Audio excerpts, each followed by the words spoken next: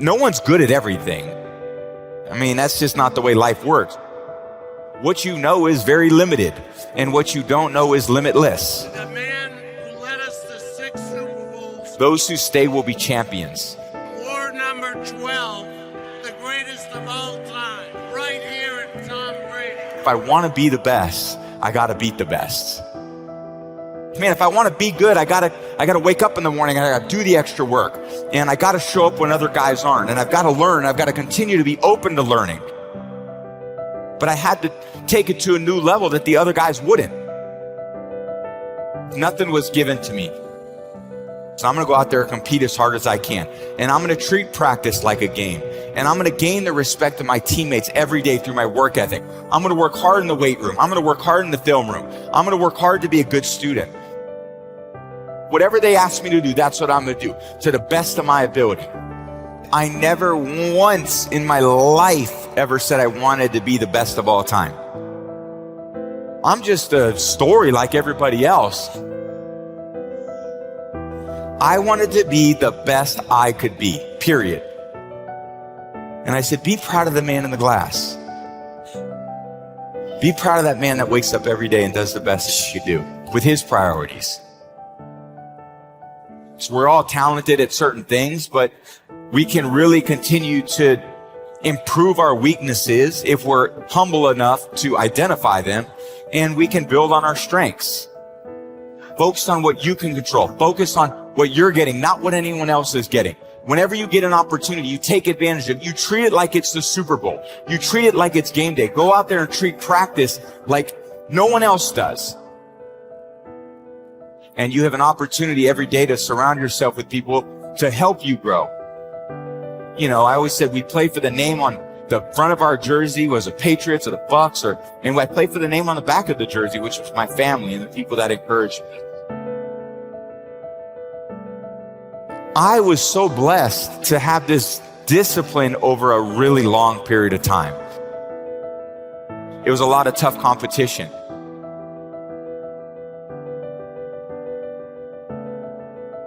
But I was never, I would say, like a prodigy. You know, I wasn't like the kid where you see Tiger Woods swinging on the Johnny Carson show at 2 or 3 years old, and you know his swing looks as good as it did at 3 years old as it did, you know, as he grew older. Or you know, certain players that had this unbelievable prodigy aspect to themselves. I saw myself as someone who probably had some other traits that maybe were hard to identify, but that were really sustainable over time, which was, I would say, work ethic and discipline.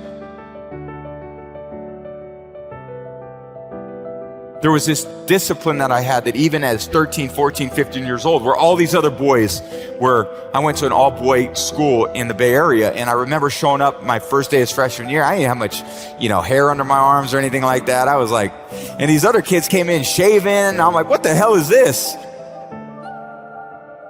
I didn't know how to put the pads on in my pants when I tried out for freshman football. I mean, I had never played until that point except in the street. So these kids came out there. They had, helmets and shoulder pads that they had worn for 4 years. I went on the field and I was like, I'm going to get killed out here. And my freshman year, I didn't even play. I was the backup quarterback on a team that went 0-8. I couldn't get on the field, and we never won a game anyway. I mean, it's one thing to be the starting quarterback and to lose. If they don't even think you're good enough to be a starting quarterback on a team that's 0-8, you must really suck. So naturally, I was like, oh, cool, I'll continue to, work on my skill. A lot of it was even going into my second year in high school, there were workouts in the morning at 6 a.m. before school. And I was like, okay, I can get up at 6 a.m. and I can go do these rope drills where you'd run through the ropes. You see a lot of people do that. There were these hills that we would run up, and there was probably less than 10 people there, but I was probably one of the 3 that were there almost every single day to try to continue to push myself to grow in these maybe physical areas that I was really behind a lot of the other people at. And I went in there, I competed really hard my 3rd year, and I lost the starting job to Brian Greasy. So I go into my 4th year, and I was like, now's my time. I worked hard to compete my first 3 years. Going into my 4th year, I got a great opportunity to play. and they recruited a kid named Drew Henson. And I was like, the competition's relentless. At first I was looking at the guys ahead of me. Now I got to be looking down at the guys behind me too.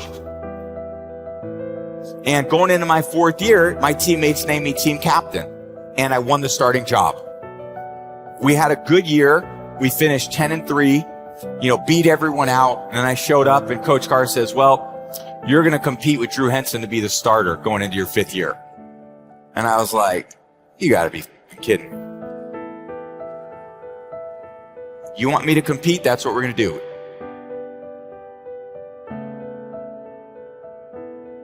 I competed really hard again in my 5th year. Took it to a new level.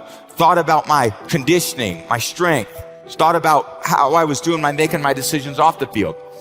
I was starting to play really good. And I thought, I'm going to have a chance. Coach Carr called me in and he said, well, Tom, this is what we're going to do. You're going to start. Drew, you're going to play the 2nd quarter. And I'm going to decide at halftime who plays the rest of the year. Coach Carr said, the platoon's off. Tom's playing the rest of the year. We didn't lose a game the rest of the season. It was a tough battle for me. It was a tough go. It was tough in high school. It was really tough in college. So of course now I'm going to the NFL draft. And I'm like, all these pro coaches must have seen how good I was. Man, I'm going to be a 2nd round pick. Round 1, 2, and here we go. 6th round, pick 199. And I was like, all right, I'm going to make all those other teams pay. Like I said, I wasn't the prodigy. I learned about work ethic. I learned about resilience. I learned about gaining the trust and the respect of my teammates and coaches to name me captain. I learned about how to dig deep within myself, a long way from home without a ton of support. I was so motivated to be the best I could be that I wasn't motivated to be the starter. I wasn't motivated to win the Super Bowl. I just was motivated to give my best, do the best with the opportunity I got, and to never let my teammates down. All those experiences that we think are the hardest things in our life end up being the best experience in our life, because if you approach it with humility and you look inward, they become the best opportunities for growth and learning. But most people could say, man, I want to exercise for one day. Or I want to be more hydrated for one day. Well, can you do it for a week? Well, that's more discipline, right? Can you do it for a month? That's more discipline. Can you do it for a year? That's even more discipline.